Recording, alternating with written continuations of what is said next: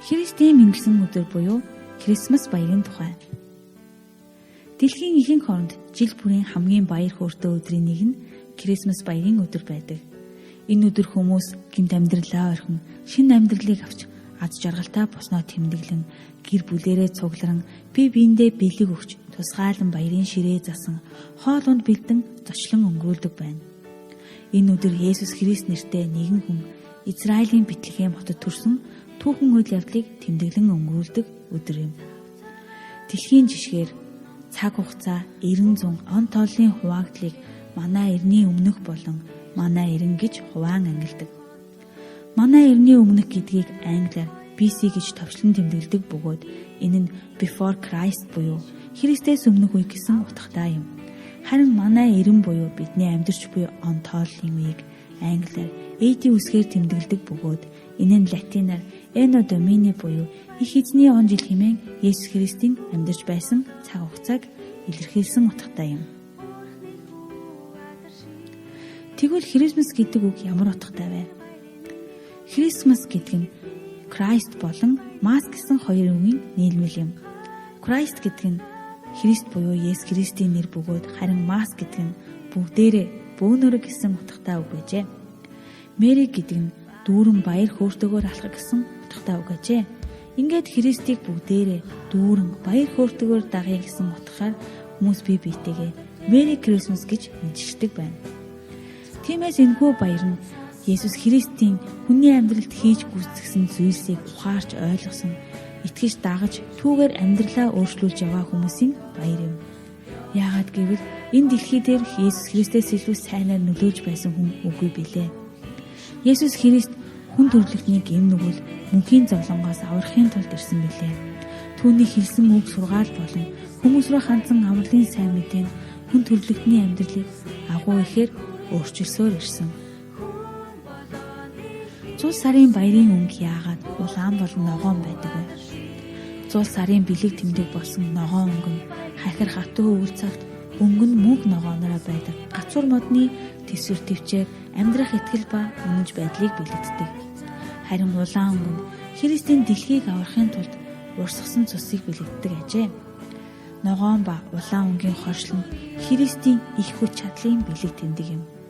Тиймээс зул сарын баяраар улаан ногоон өнгийн хоршлоор гацуур модоо чимэглэж, бэлэг дурсгалын зүйлсүүд бэлдэж, тэрч байтугай ширээний бүтээлэг гэх мэт олон зүйлсийг чимгэлдэг ажээ. Зул сарын баярыг чимдэг нэгэн гол зүйл бол лаа юм. Лаа бол хүн төрлөختний зовлонгийн харанхуйг гэрэлтүүлсэн Есүсийн хайрыг бэлэгдсэн юм. Лааны гэрлээр харанхуй өрөөг бүхэлд нь гэрэлтүүлж болдог шиг Христ тэр гэрэл байсныг илэрхийлдэг байна. Крисмас баярын нэгэн гол зочин бол Санта Клаус байдаг. Анх Санта Клаус Николас гэгч нэгэн хүн үндэслэжээ. Николас ертөнцийн эзний хайр авралыг мэдснээрээ Христэд зүрхсэглээ зориулсан нэгэн байжээ. Тэрээр эзнээс авсан хайрыг бусдад дамжуулахын тулд хүүхдүүд болон ядуусыг нууцаар баярлуулж тэдэнд тус болж сайн үйл хийдэг байжээ. Крисмас баяраар яагаад гацуур модыг чимэглэдэг болсон бэ? Дундад зууны үед Германд амьдарч байсан Мартин Лютер хэмээх Христийн сургаалыг шинжлэх чанах гацуур модыг чимэглэж байжээ. Түүний амьдарч байсан тосгон гацуур модоор хүрлэгдсэн ой модтой байжээ. Харанхуй болоход ой аимшигтай санагддаг тул шөнө орой хүмүүс явах маш дургүй байжээ.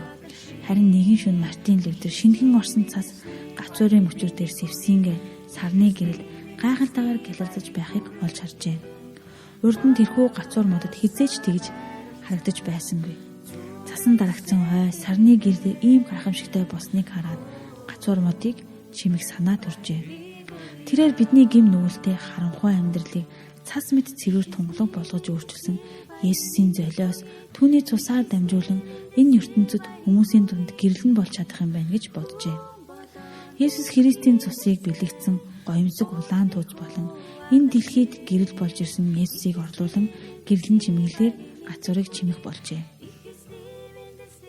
Мөн Крисмас баяраар Candy Canes хэмээх ирээн дэгээ хэлбэртэй чихрийг яагаад хэрэглэдэг вэ? Candy Canes хэмээх энэхүү таягийн хэлбэртэй чихэр нь сайн хонжны таягийг илэрхийлдэг бөгөөд Есүс өөрийнхөө тухай ярихдаа Би бол сайн хончин хэмээн хэлсэн байдаг бөгөөд би төөрч орхигдсон хондын төлөө явах адил төөрсөн гэмт хүмүүсийн төлөө ирсэн гэж хэлсэн байдаг. Харин цагаан болон улаан өнгөний хувьд цагаан өнгө нь Есүсийн ариун байдлыг илэрхийлж, улаан өнгө нь төөрсөн хүмүүсийн төлөө амь насаа зориулсан Есүсийн цусыг бэлэгддэг байна. Энэ чихрэн гааны амттай бөгөөд үүгээр хааны эрх мэдлийг бэлэгдэж байгаа хэрэг юм. Харин туузаар чихрийг гоёмсог чимэж байгаа нь Бурхны бидэн рүү хандсан хайрыг харуулж буй хэрэг юм. Ингээд та бүхэн Крисмас баярын тухай утга учирыг баханж болов мэдэж авсан гэдэгт итгэлтэй байна. Баярлалаа.